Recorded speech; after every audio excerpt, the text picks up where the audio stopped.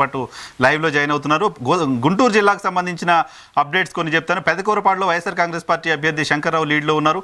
బాపట్లలో టీడీపీ అభ్యర్థి లీడ్లో ఉన్నారు. గుంటూరు తూర్పులో టీడీపీ అభ్యర్థి లీడ్లో ఉన్నారు. మంగళగిరిలో నారా లోకేష్ 12,000కు పైగా ఆధిక్యంలో ఉన్నారు. పల్నాడులో కౌంటింగ్ కేంద్రం నుంచి బయటికి వెళ్ళిపోయారంటే బొల్లా బ్రహ్మనాయుడు గారు వినుకొండ నుంచి.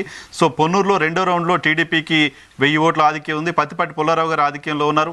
పెదకూరుపాడులో భాష్యం ప్రవీణ్ ఆధిక్యంలో ఉన్నారు.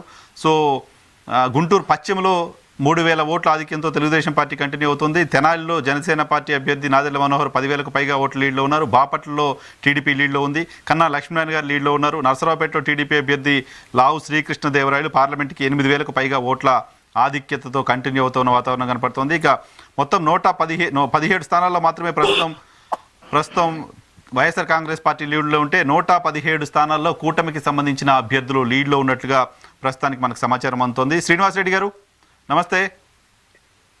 నమస్తే వైఎన్ఆర్ గారు, మీకు ప్యానల్లో ఉన్నటువంటి మిగతా పెద్దలందరికీ కూడా నమస్కారం సార్. ఏంటి మీకే మీ ట్రెండ్ ఎర్లీ ట్రెండ్స్ చూస్తే ఏమనిపిస్తుంది? ఇంకా ఎర్లీ ట్రెండ్స్ అని కూడా అనలేము, ఎందుకంటే 3వ రౌండ్ ఫలితాలు కూడా వస్తున్నాయి కాబట్టి వీటిని ఎర్లీ ట్రెండ్స్గా కూడా చూడలేము. ఆల్మోస్ట్ ఇదే ట్రెండ్ కంటిన్యూ అయ్యే వాతావరణం కనపడుతుంది. ఏంటి మీ రియాక్షన్?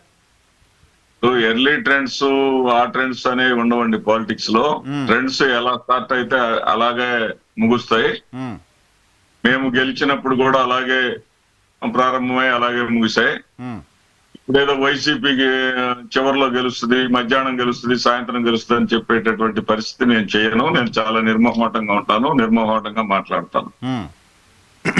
ఇద్దరు దుర్మార్గులు, ఇద్దరు అక్రమార్కులు.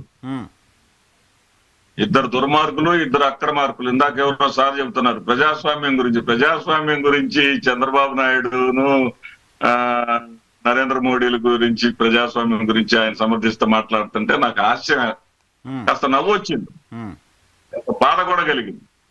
ప్రజాస్వామ్యాన్ని హరణం చేసి ప్రజాస్వామ్యయుతంగా ఎన్నికలు జరగనీయకుండా చేసిందే వాళ్ళిద్దరు.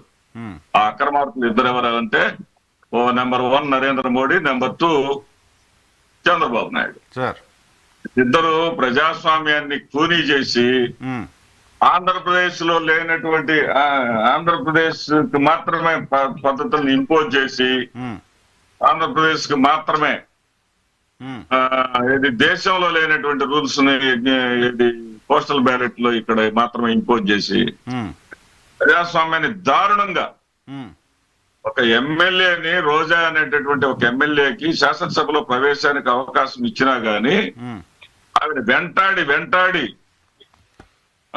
మా పిడుగురాళ్ళ దగ్గర, మా పేరెచ్చర్ల దగ్గరే పాపం కారు దిగి పారిపోయింది పరిస్థితి. అవును, అప్పుడు అలా చేశారు కాబట్టి ప్రజాస్వామ్యం గురించి మాట్లాడుతుంటే నాకు ఆ నవ్వు వస్తుంది కాదు. అప్పుడు అలా చేశారు కాబట్టి తెలుగుదేశం పార్టీని ప్రజలు ఓడించారు.